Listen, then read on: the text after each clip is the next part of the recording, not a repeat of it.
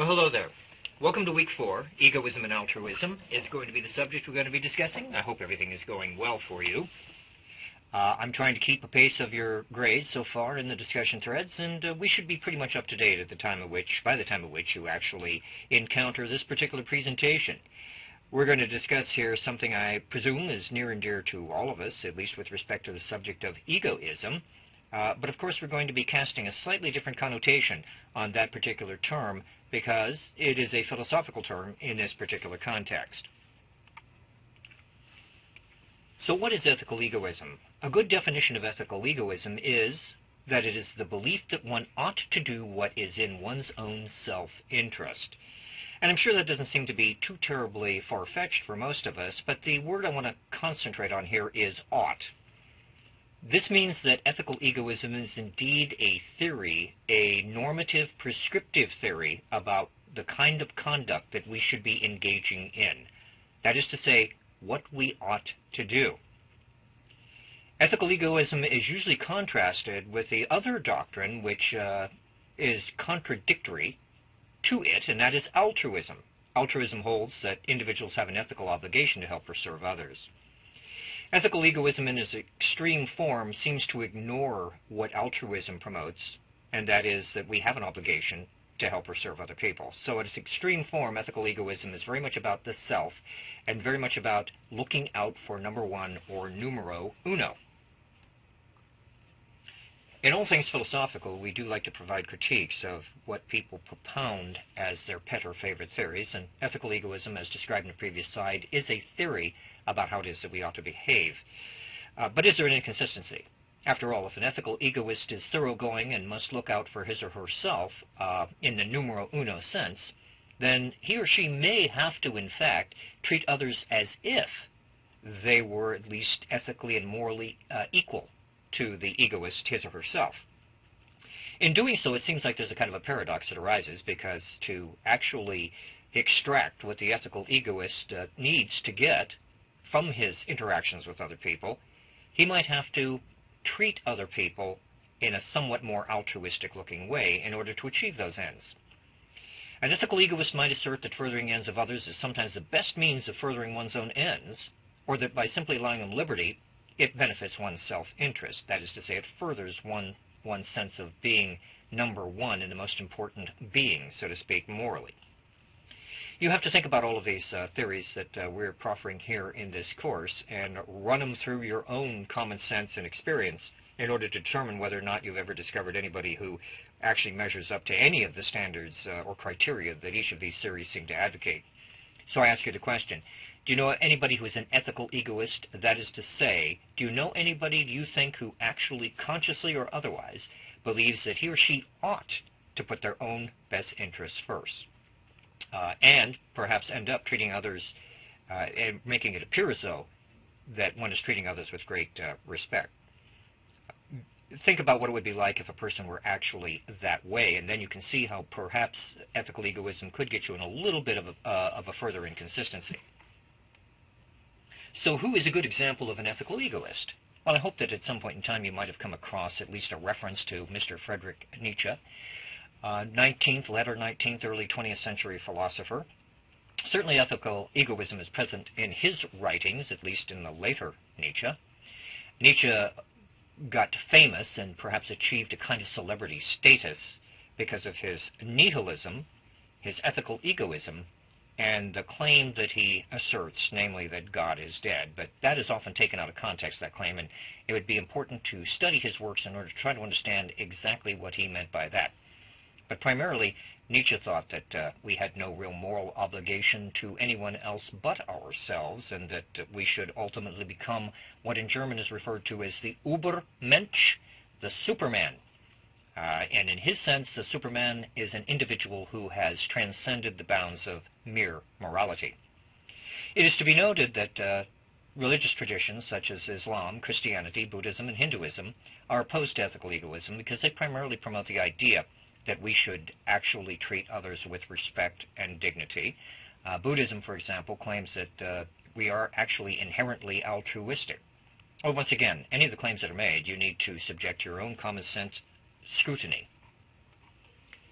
Now, psychological egoism perhaps seems at first glance rather like ethical egoism, but it is a little bit different.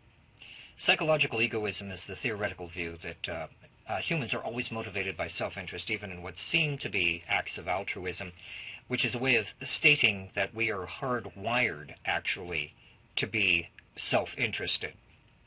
That if we ever were to become altruists, we'd actually have to learn that behavior.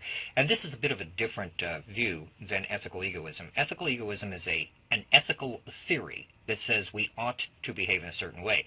Psychological egoism says we are just so into our own selfishness that we have no alternative but to be that way, because that's the way nature created us.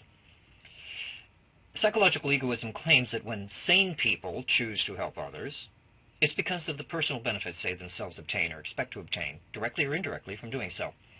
So it could even be that at some level the psychological egoist would maintain that even if we are unconscious of our true motives, that they are nevertheless there. The problem, of course, becomes, how do you prove such a theory? And this is why we have a critique of psychological egoism.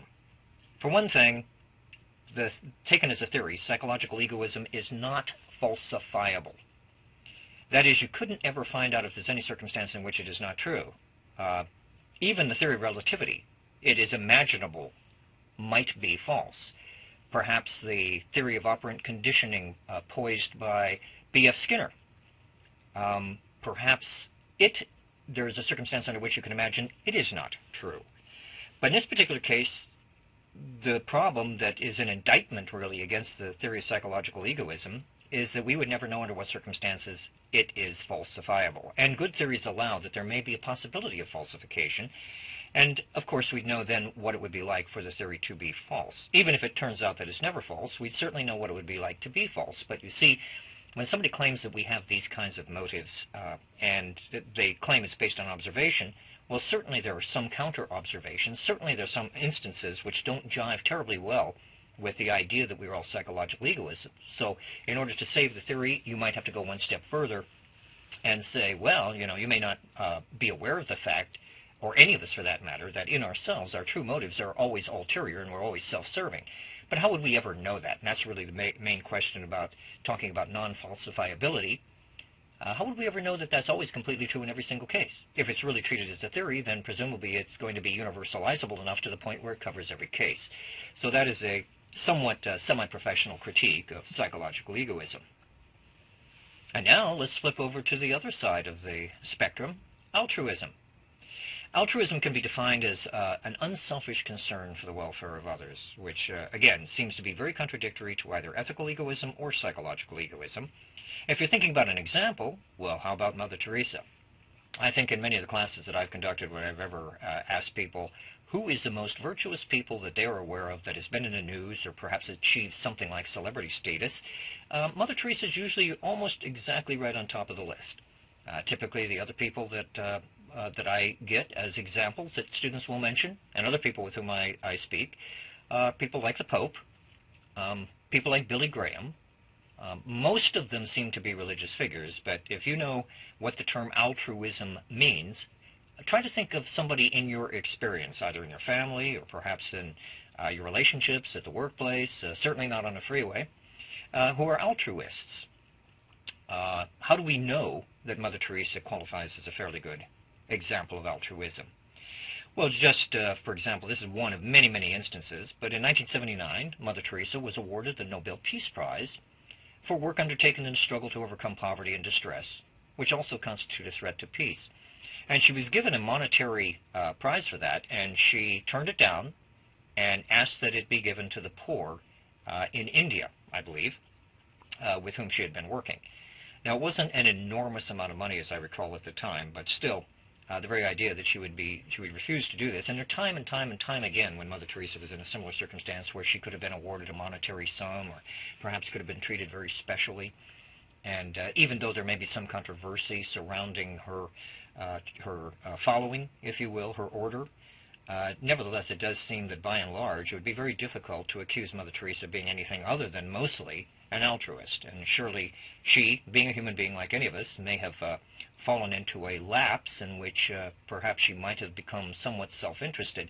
But I ask you, when you start trying to really characterize somebody's life with any of the terms that we're utilizing here, whether they're egoists or altruists, do you think that altruism fits better than maybe psychological egoism or psychological hedonism?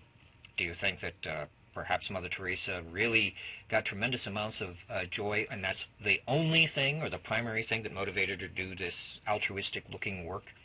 I suppose we can never know for sure. But that's the way life is as a human being. We don't know for sure, but what seems to be the most likely descriptor, if you will, of somebody like Mother Teresa's behavior, particularly over a lifetime? As always, there are some problems with even altruism, particularly from the camp of those people who support egoism. Philosophers who do support egoism have suggested that altruism is demeaning. The book term in your textbook is self-effacing. It's demeaning to the individual, and that no moral obligation to help others actually exists. You see how so much of this is up for grabs. It depends upon our perspective. It depends upon how we argue rationally. Remember that rational argumentation is what ultimately should win the day on almost anything when it comes to philosophical pursuits, and moral discussion is no exception to that. Ayn Rand herself, famous for having embraced a form of enlightened self-interest, at the very least, if not selfishness, argued that altruism is the willful sacrifice of one's values and represents a reversal of morality, because only rational selfishness will allow one to pursue the values required for human life. So, rightly or wrongly, Ayn Rand certainly was suggesting that the problem with altruism was very much like what is stated up here, and that is that it's really demeaning to be too much of an altruist. It's demeaning to put other people way ahead of yourself. But what about the concept of enlightened self-interest? Enlightened self-interest is the ethical principle that when persons act to further the interests of others, or at least the interests of the group or groups to which they belong, such persons ultimately serve their own interests. And typically people will argue that this is what might be the honesty, so to speak, in a capitalistic system. That when we engage in capitalism, I suppose in its full-blown sense, and we do so, let us say, honestly in our transactions, that we are actually promoting the concept of enlightened self-interest. So everybody working together, serving their own self-interest in a community that in fact endorses this idea, will benefit by that. In all such cases, when it comes to philosophical issues that concern our lives, how we're to act, how we're to think, how we're to conduct ourselves, it is really up to you, the individual, ultimately to try to master the vocabulary and the understanding and develop an orientation, a healthy skepticism towards what anybody says. So always analyze these things thoroughly for yourself and see whether or not they can apply. Thank you so much for joining me. See you next time.